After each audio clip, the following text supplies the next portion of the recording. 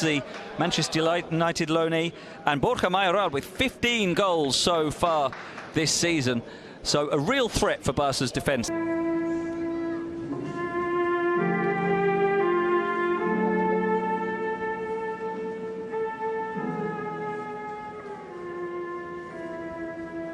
lot. Mayoral and Greenwood running at the back of the defences.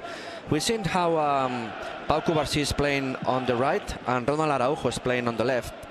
Well, normally Cubarsí is playing on the left of centre-backs, Barcelona also, and for Real Madrid, and Elias Moriba, as you said, with a past in the Barcelona academy and first team.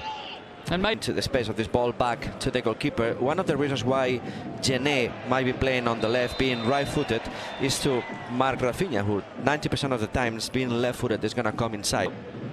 Clips the cross in, out by de Jong, and again, but once more to Rico. Going to be good for him if he keeps complaining. And also for Getafe, which, let's see, good recovery. Here's Greenwood taking on the shot, hit hard and low. He is dangerous from long range, but this one was not as clean as he would have liked and comfortably dealt with by Ter Stegen. But that shows his confidence. Mia take it away from him, and Greenwood will want to get onto his left foot.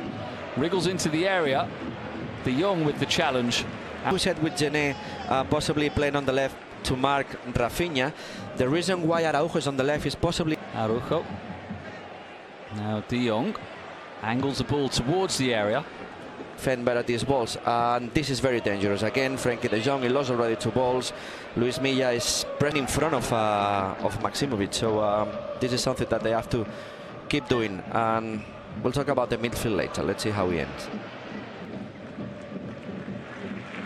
Cubarsí for de Jong, and Christensen now getting on the ball a little. Interpreted well line now.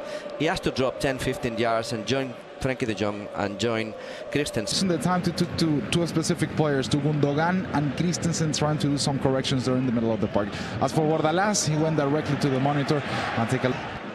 Well, he's obviously aware, Bordalas, of exactly what Barca are trying to do against the high defensive line of his team. Yeah, but it's difficult to change now during the game, so possibly they will have the possibility to do it at the half-time with a team meeting, but at the moment change something, unless that they have talked about it before. See, if this is not working, we're gonna do this. There's an option, but at the moment I don't think it's gonna be changing a lot of things. It might possibly.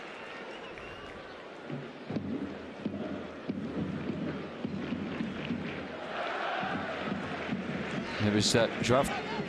All midfielders, isn't it? Because the game has been long ball from the defense to the striker, so the midfielders have really participated very few times. Well, there were 2 fouls there. One on Frenkie de Jong. He was held after he played the initial pass, and then Lewandowski was brought down. There's the first, and there's before, because normally when you defend so high, the goalkeeper has to be between 10, 15, 20 yards of his natural position. Ask him, like, can I do something else? Can I stop doing those runs? He's making another one, and again it doesn't come. And another shrug from Joao Felix. Well, they've got to persist with it. It's paid off already. It's led to the opening goal. Yeah. Was rewarded with the pass, and he nearly made it 2-0. Well, they have to keep trying, isn't it? Made Getafe drop 10-15 yards. Araujo's lost it. Borja Mayoral into the area. Great cover by Frenkie de Jong. Araujo and Ter Stegen in the end tidy up as the goalkeeper pick it up.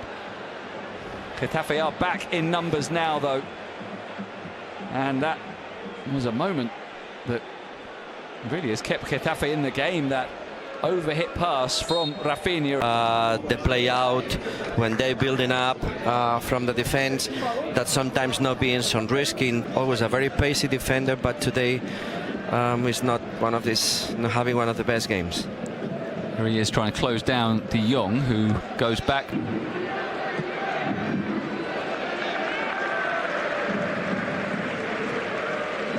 Frenkie de Jong, seeing the run of Cancelo ahead of him, but electing to come inside and just give it to Christensen in that new role that he's... As well as Alderete, not very good news for Getafe in the next encounter. The two centre-backs, the two starting centre-backs, out. Yeah, the next game is at home to Las Palmas next weekend. Striding out of defence and playing a lovely ball to Frenkie de Jong.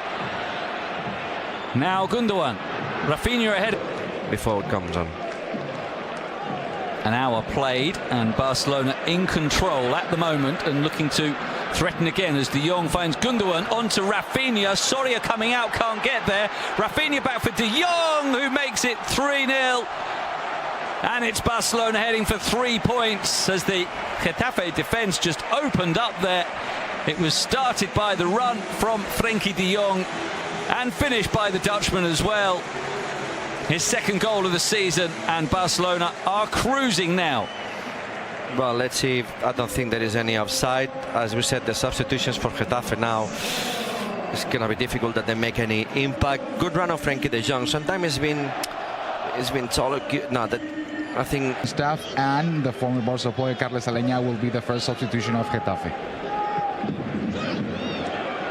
And by getting a foot in, but there's one of those many runs of Fermin to win the ball back. and it's a very covering a lot of balls, making unselfish runs. He's a player that is nothing in terms of he's top talented in something, but he's very good for the team. Now Frenkie de Jong is fouled as he tries to add to the attack again, brought down by Carmona. The Dutchman has been... And of course Jaime Mata is playing at front with Borja Mayoral. So Oscar is playing on the left of midfield. So 4-4-2 with Aleñá and Oscar on, but Getafe will play this way. Yeah, they'll leave themselves open. No, I think he did what he had to do. He tried to... Today. Has a good ball from de Jong into Lewandowski. He'd love a goal to continue his current streak. As de Jong wins it, and it's Cancelo. As it deflected behind after more good threatening attacking play from Barcelona. Good recovery, I think it was from Frenkie de Jong. It was. It recovers Frenkie de Jong, the ball to João Cancelo that we knew that he's going to... Fourth, the last two substitutions of Football Club Barcelona. So it will be yet another teenager. And no, we're not talking about Pedri.